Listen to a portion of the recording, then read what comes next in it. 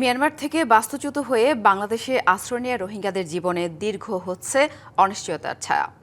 আন্তর্জাতিক মনোযোগ ও মানবিক সহায়তার অর্থায়ন কমে আসায় সংকট দিন দিন আরও জটিল হচ্ছে। দীর্ঘ সময় অনিশ্চিত পরিবেশে বসবাসের কারণে রোহিঙ্গারা জড়িয়ে পড়ছে নানা অপরাধে। এমন পরিস্থিতিতে জাতিগত স্বীকৃতিসহ নিরাপদ ও মর্যাদাপূর্ণ প্রত্যাবাসনই সমাধানের একমাত্র পথ বলছেন সংশ্লিষ্টরা। 2017 সালের 25 অগাস্ট মিয়ানমারের রাখাইনে সামরিক অভিযান ও সহিংসতার মুখে প্রাণ ভয়ে সীমান্ত পেরিয়ে কয়েকদিনের মধ্যেই বাংলাদেশে আশ্রয় নেয় প্রায় 10 লাখ রোহিঙ্গা।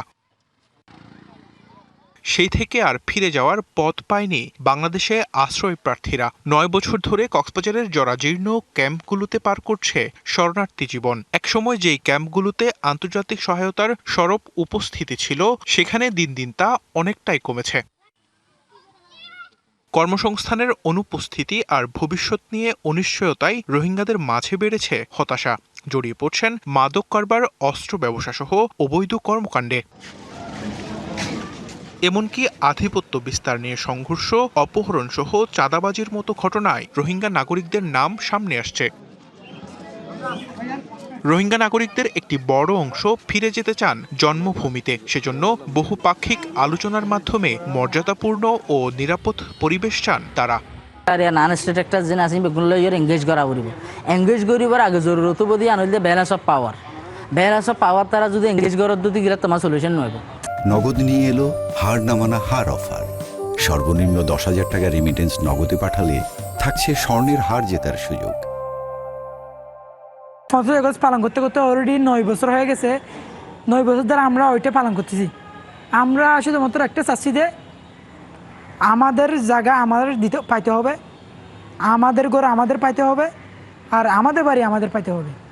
মিয়ানমারের অসহযোগিতা ও বিশ্বাসযোগ্য প্রতিশ্রুতির অভাবে দীর্ঘদিনেও রোহিঙ্গা প্রত্যাবাসন সম্ভব হয়নি। বিশ্ব সম্প্রদায় এগিয়ে এলেই স্থায়ী সমাধান হবে বলে মত শরণার্থী বিশেষজ্ঞদের। বাংলাদেশ তাদেরকে আশ্রয় দিয়েছে, বাংলাদেশের সাধ্য মতো তাদেরকে সাপোর্ট দিয়েছে, কিন্তু যেটা জরুরি সেটা হচ্ছে ইন্টারন্যাশনাল কমিউনিটিকে এখানে এগিয়ে আসতে হবে। রোহিঙ্গারা যেন একটা নিজেদের মধ্যে একটা আস্থার একটা পরিবেশ তৈরি হয়, নিরাপদ বোধ করে। সরকার এটা নিয়ে আন্তরিকভাবে কাজ করছে, আন্তর্জাতিক ফোরামে যেমনটি কাজ করছে, ডোমেস্টিক্যালিও বিভিন্ন আন্তঃমন্ত্রণালয়গুলোর মধ্যে, সংস্থাগুলোর মধ্যে সমন্বয় করে কাজ করা হচ্ছে। নোয়াখালীর ভাসানচর সহ কক্সবাজারের 33টি ক্যাম্পে আশ্রিত রোহিঙ্গার সংখ্যা 12 লাখের অধিক। এর সাথে গেল 1.5 বছরে বিভিন্ন সময়ে দেশে এসেছে অন্তত 1.5 লাখ রোহিঙ্গা।